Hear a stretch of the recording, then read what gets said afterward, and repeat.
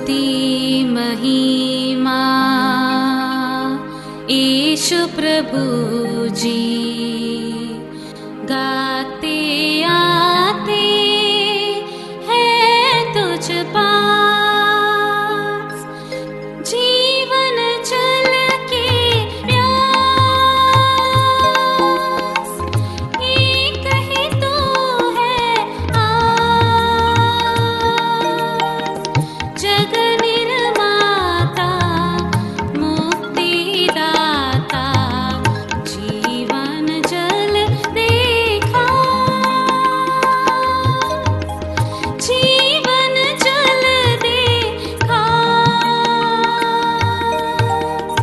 जीवन जल देखा।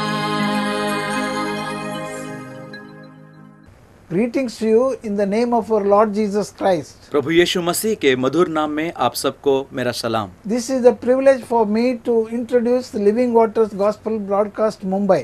जीवन जल सुसमाचार प्रसारण सेवा मुंबई, इसके बारे में 2 शब्द बोलने का मैं सौभाग्य समझता हूँ।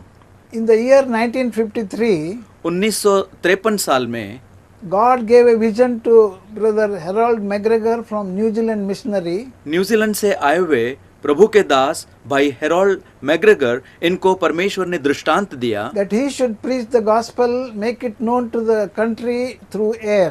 ताकि रेडियो के माध्यम के द्वारा सुसमाचार का प्रसार जगह जगह किया जाए। During that time, 1953, the radio ministry was very much powerful.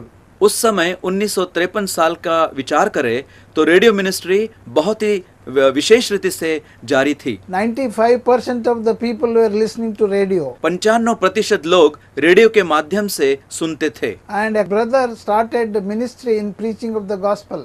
और ऐसे ही हमारे भाई ने उस सुसमाचार सेवा का प्रसारण शुरू किया। As being the Lord's ministry, the Lord took care of it, and even today it is going on. ये प्रभु की सेवा होने के कारण प्रभु ने तब और आज भी इसकी सारी सुविधा और सहायता की है। And today we are broadcasting even in radio also. आज भी रेडियो के माध्यम के द्वारा सुसमाचार का प्रसार हो रहा है। But Lord in His eternal plan, लेकिन प्रभु ने अपने सार्वकालीन मनसा के अनुसार He has brought a contact with the Shubha Sandesh TV channel. शुभ संदेश टीवी चैनल के साथ एक करार प्रस्तापित किया Thereby we are going to preach the gospel through the TV. और टीवी के माध्यम के द्वारा अब सुसमाचार का प्रसारण हम करने जा रहे हैं। And I am sure that as it is the Lord's ministry, the Lord will bless it abundantly. ये प्रभु ने दी हुई सेवकाई है, इसलिए मेरा विश्वास है प्रभु इसे जरूर आशीषित करेगा And many souls will be saved and added to the kingdom of God. और बहुतेरों का उद्धार होगा और वे प्रभु के राज में जुड़े जाएंगे। Keep praying for this ministry in your personal prayer, in your family prayers, and in your assembly prayers. आपके व्यक्तिगत, पारिवारिक और कलेसिया की प्रार्थनाओं में इस सेवकाई के लिए आप विशेष प्रार्थना में याद करें। Lord will abundantly bless. प्रभु सच में इसे आशीष दे। Oh, Lord bless you all, we pray. प्रभु आप सबको भी आशीष दे, हम प्रार्थना करते हैं। जीवन जल कार्यक्रम में आप सबका हार्दिक स्वागत है। यूहन्ना रचित सुसमाचार 4 अध्याय के 14वें पद में पवित्र शास्त्र बाइबल कहती है कि परंतु जो कोई उस जल में से पिएगा जो मैं उसे दूंगा, वह फिर अंतकाल तक प्यासा न होगा, वरन जो जल मैं उसे दूंगा वह उसमें एक स्रोत बन जाएगा जो अनंत जीवन के लिए उमड़ता रहेगा। इस विशेष सुसंदेश को समझकर परमेश्वर का विशेष आशीष एवं आनंद पाने के लिए प्रभु आपकी सहायता करे। आइए आज का संदेश सुनने से पहले अपने मनों को तैयार करें और इस मधुर संगीत का आनंद उठाएं।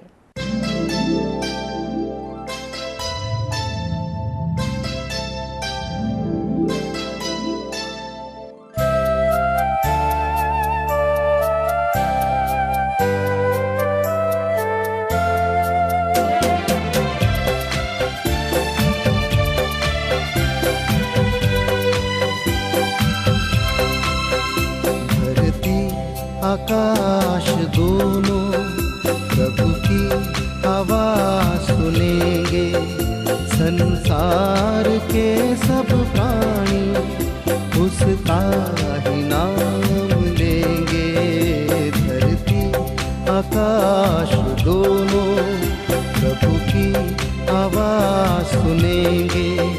संसार के सब प्राणी उसका ही नाम लेंगे।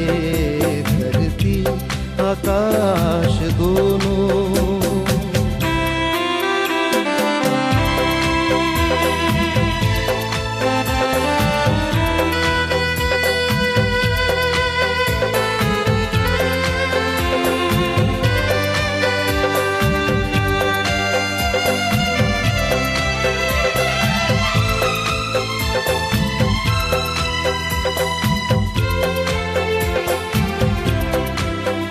प्रभु का वचन ऐसा है जो चिराग सा जलता है। उस पर कोई चलता है, जीवन उसे मिलता है। उसके नियम को जो माने वो कभी भी ना भटकेंगे। संसार के सब प्राणी उसका ही नाम लेंगे। धरती आकाश दोनों।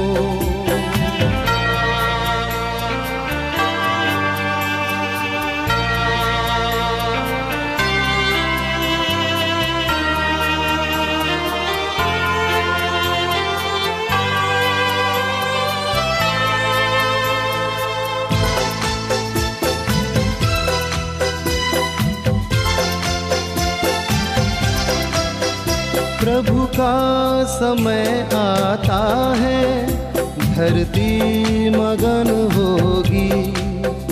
उसकी दया बरसेगी और दूर जलन होगी। उसके वचन की महिमा और शक्ति हम देखेंगे। संसार के सब प्राणी उसका ही नाम लेंगे।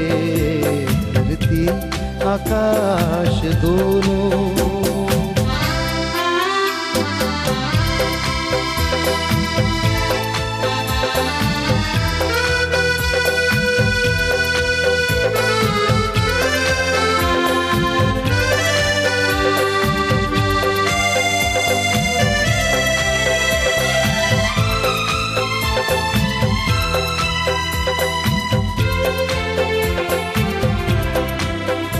आंखें उठा कर देखो, प्रभु का दिन आएगा। उसको ग्रहण जो करेगा वही साथ जाएगा। जिसने प्रभु को न माना वो एक दिन रोएगा। संसार के सब प्राणी उसका ही नाम लेंगे। धरती आकाश दोनों प्रभु की आवाज सुनेंगे। संसार के सब प्राणी उसका ही नाम लेंगे। धरती आकाश दोनों।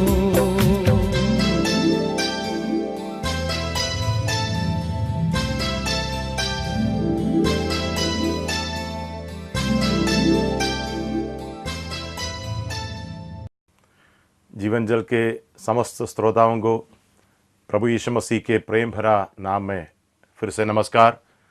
इस कार्यक्रम में आपका स्वागत है। पिछले 2 दिन में वास्तविकताओं के संबंध में यीशु मसीह ने जो टिप्पणियां किया उसके ऊपर हमने मनन किया। यीशु मसीह ने एक सच्ची घटना लोगों के सामने पेश किया। उस घटना के अंदर वास्तविकताएं भरा है। उन वास्तविकताओं के ऊपर हम मनन कर रहे हैं। पहला वास्तविकता है कि हर एक मनुष्य को, चाहे वो कोई भी क्यों न हो, मरना है। मृत्यु एक हकीकत है। दूसरा वास्तविकता है मृत्यु के बाद एक जीवन है। मृत्यु के बाद का जीवन हकीकत है।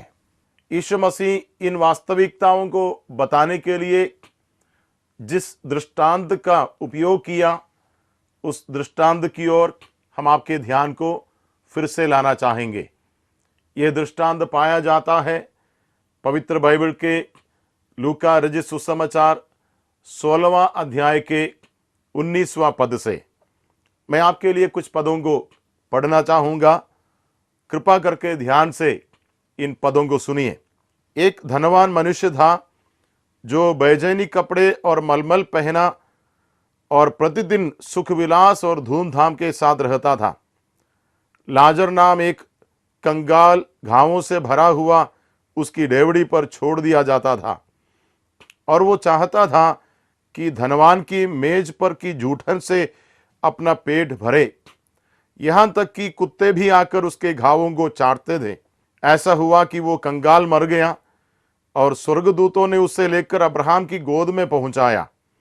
वो धनवान भी मरा और गाड़ा गया, और अधोलोक में उसने पीड़ा में पड़े हुए अपनी आंखें उठाई और दूर से अब्राहम की गोद में लाजर को देखा। वास्तविकताएं, दोनों मरे, मरने के बाद दोनों अलग अलग जगह में हैं। मरा है तो क्या मरा? मृत्यु का मतलब क्या है? बाइबल के अंदर विशेष करके मृत्यु को दो प्रकार से बताया गया है। एक है शारीरिक मृत्यु। शारीरिक मृत्यु भी एक अलगावट है। प्राण या आत्मा शरीर से अलग हो जाता है। मरता है तो शरीर मरता है, आत्मा नहीं। आत्मा मर नहीं सकती। आत्मा अमर है, अजर है। शरीर मरता है। शरीर मिट्टी से बनाया गया है और शरीर मिट्टी में वापस जाता है। जब धनवान मरा, धनवान का शरीर मरा, धनवान का आत्मा नहीं मरा। लाजर मरा, शरीर मरा, आत्मा नहीं मरा। आज से 1,00,000 साल के बाद भी आप जीवित रहेंगे। आपके शरीर अवश्य मरेंगे, लेकिन आप नहीं मरेंगे। आप आपका शरीर नहीं है। आप आपका आत्मा है जो आपके अंदर है, अनदेखी है, अमर है, अजर है।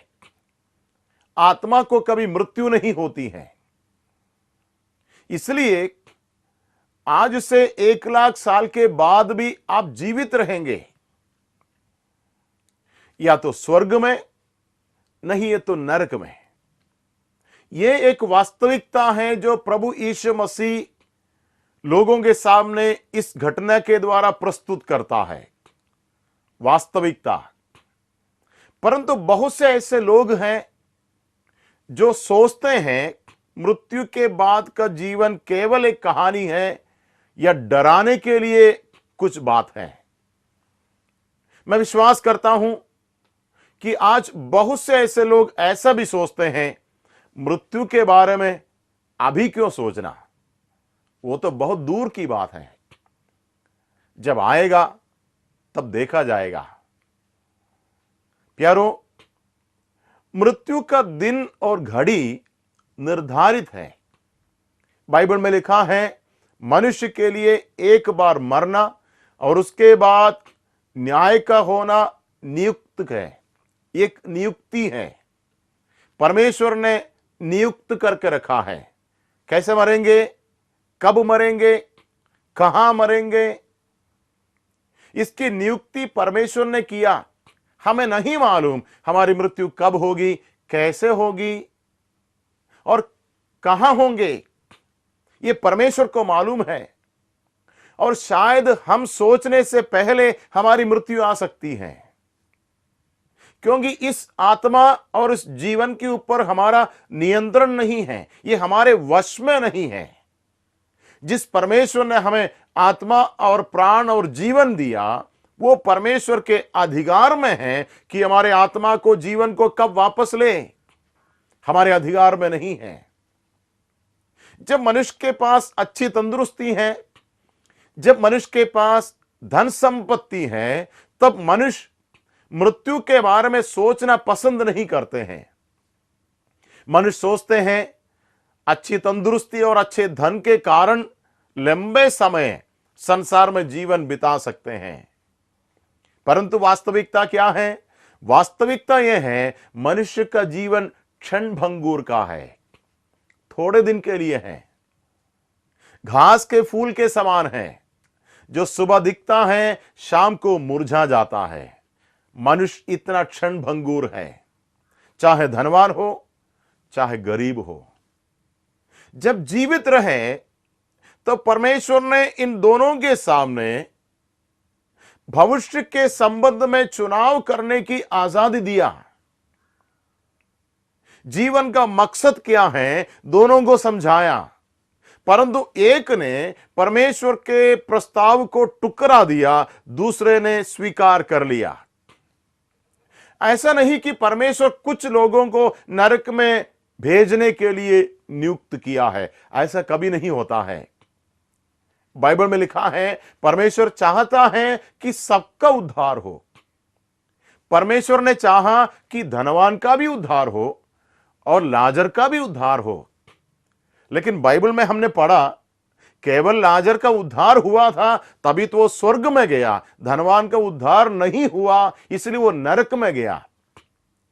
परमेश्वर चाहता है सबका उद्धार हो, और परमेश्वर सारे मनुष्यों से एक बराबर प्रेम करता है। ऐसा नहीं कि कुछ लोगों से कम प्रेम करते हैं, कुछ लोगों से ज्यादा प्रेम करते हैं, या कुछ लोगों से बिल्कुल प्रेम नहीं करते हैं। परमेश्वर पक्षपात नहीं करता है।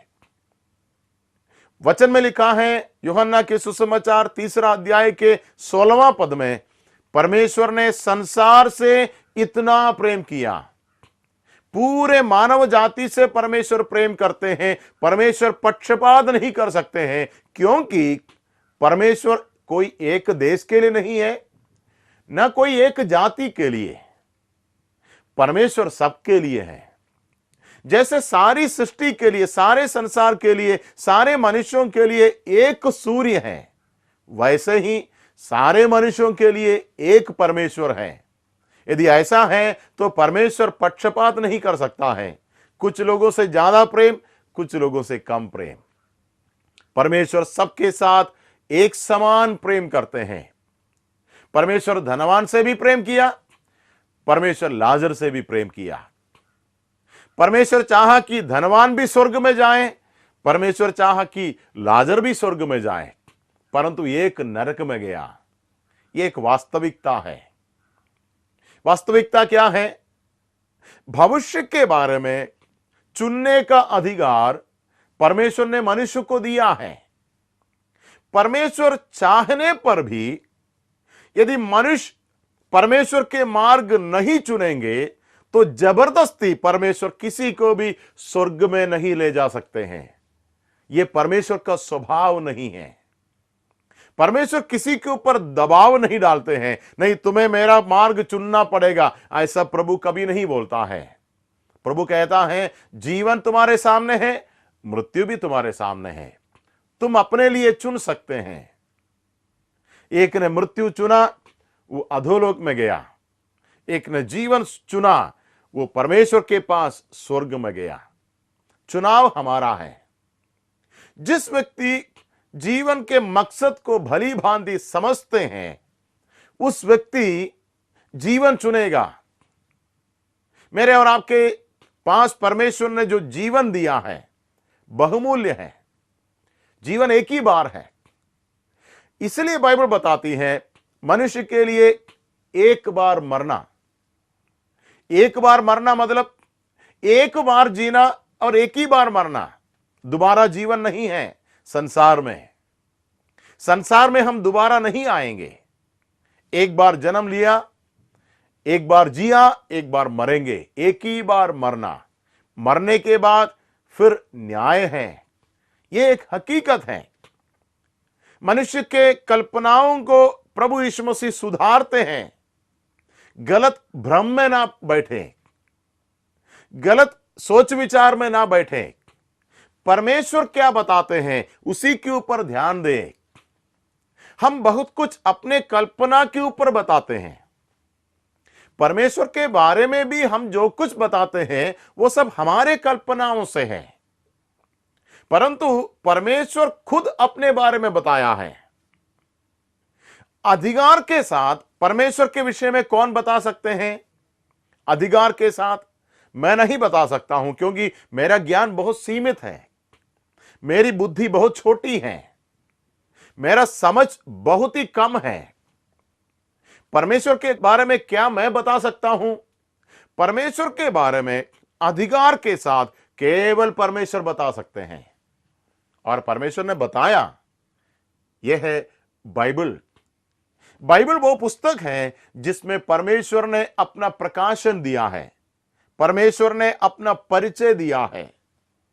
परमेश्वर ने कहा, मैं धर्मी हूं, मैं पवित्र हूं, मैं न्यायी हूं।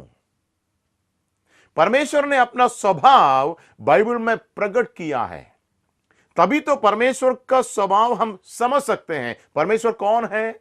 परमेश्वर पवित्र है। ना केवल वो पाप नहीं कर सकते हैं, परंतु पाप से घृणा करता है। परमेश्वर पवित्र है, परमेश्वर न्यायी है। ना केवल परमेश्वर पाप नहीं करते हैं, ना केवल परमेश्वर पाप से घृणा करते हैं, परंतु परमेश्वर पाप का दंड देता है। कैसे मालूम? बाइबल में लिखा है। बाइबल वो ग्रंथ है जिसमें परमेश्वर अपना परिचय दिया, परमेश्वर ने अपने आप को प्रकट कर दिया।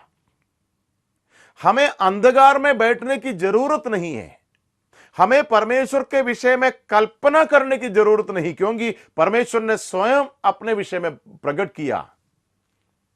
अभी हमें अंधकार में तड़पने की जरूरत नहीं, हम समझ सकते हैं परमेश्वर कौन है। यीशु मसीह आकर परमेश्वर के स्वभावों को प्रकट कर दिया। परमेश्वर पाप से घृणा करते हैं, परमेश्वर पाप को दंड देता है। यह हकीकत है, यह सच्चाई है, और इसलिए सारे मनुष्यों का नतीजा एक समान नहीं होगा। जो दुनिया में मनमानी करके भ्रष्टाचार में फंसे हुए हैं, अत्याचार करते हैं, हत्या व्यभिचार करते हैं, ऐसे लोग, और जो परमेश्वर के मार्गों पर चलते हैं, परमेश्वर का भय रखते हैं, ऐसे लोग, ये दोनों का नतीजा एक नहीं होगा, क्योंकि न्याय करने वाला परमेश्वर पक्षपात नहीं करता है। परमेश्वर मनुष्यों के सामने ये दोनों मार्ग खोल कर रखा है, जीवन का मार्ग, विनाश का मार्ग। ये दोनों मार्ग धनवान और लाजर, इन दोनों के सामने था। उनके चुनाव के ऊपर उनका भविष्य निर्धारित किया गया। आज आपको चुनने की आजादी है, चुनने का मौका है। लेकिन एक और बात इस घटना में यीशु मसीह ने हमें याद दिलाया, वो यह है कि जो कुछ आपको करना है, मृत्यु से पहले करना है। मृत्यु के बाद कुछ भी संभव नहीं है। मृत्यु के बाद ना तो हम अपनी हालात को बदल सकते हैं, ना कोई जीवित व्यक्ति हमारी हालात को बदल सकते हैं। ये दोनों असंभव हैं, ये दोनों सिर्फ कल्पनाएं हैं जो शायद हम सदियों से सुनते आ रहे हैं। लेकिन परमेश्वर क्या कहता है? परमेश्वर कहता है, एक बार मरा, उसके बाद न्याय के होना, उसके बाद उसका जो हालात है उसमें कभी सुधार नहीं आएगा, हमेशा हमेशा के लिए। ना हम सुधार सकते हैं, ना दूसरा कोई हमारी हालात को सुधार सकते हैं। बिल्कुल स्पष्ट है। यीशु मसीह वास्तविकताओं को पेश किया है। हमने कुछ वास्तविकताओं को लूका के सुसमाचार 16वां अध्याय में देखा। मृत्यु एक वास्तविकता है। शायद हम सोचने से पहले मृत्यु आ सकती है। मृत्यु के पश्चात का जीवन एक वास्तविकता है। एक स्वर्ग है और एक नरक है। ये दोनों हंसी मजाक नहीं, ये दोनों कहानी नहीं, ये दोनों मनगणना नहीं, ये दोनों हकीकत है। नरक एक हकीकत है, स्वर्ग एक हकीकत है। ऐसा नहीं सोचना दोनों इधर ही हैं। तीसरा वास्तविकता, मृत्यु के पश्चात जो जीवन है वो हमेशा के लिए है।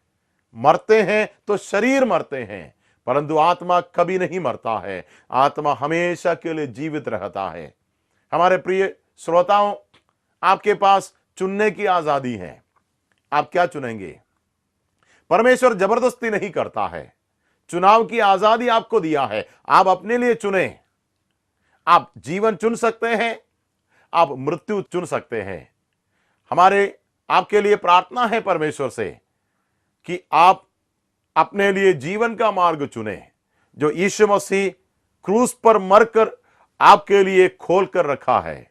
यीशु मसीह ने कहा, जो मुझ पर विश्वास करेगा अनंत जीवन उसका है।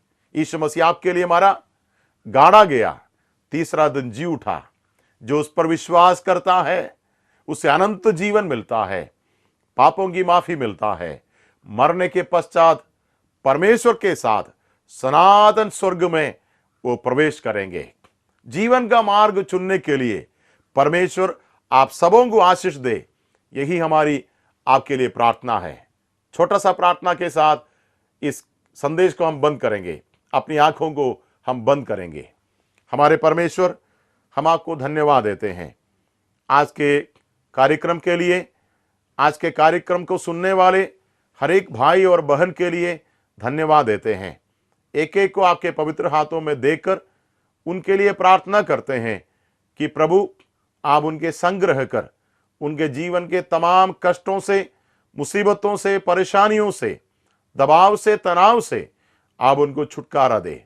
सबसे बढ़कर उनके लिए हम प्रार्थना करते हैं, जीवन का मार्ग चुनने के लिए आप उन्हें सद्बुद्धि दे।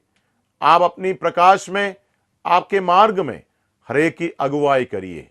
इस प्रार्थना को प्रभु यीशु मसीह के अति सामर्थी नाम से हम मांगते हैं, आमीन। प्रभु आपको मदद करे। इस कार्यक्रम आपने ध्यान से सुना, आपको हम धन्यवाद देते हैं। यदि आप इस विषय में और अधिक जानना चाहेंगे, आप कृपा करके हमसे संपर्क करें। आपके किसी भी प्रकार के आत्मिक बात में आपकी मदद करने के लिए हम तैयार हैं।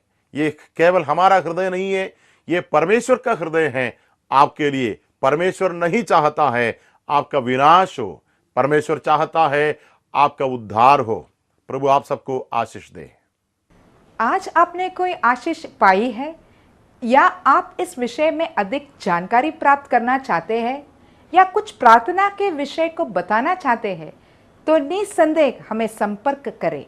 और address living waters gospel broadcast, नव भावना 422 SVS road, Prabha Devi, Mumbai 400025, India. Post box number 19161 for prayer and free Bible correspondence course. Phone number 022 2422 1842.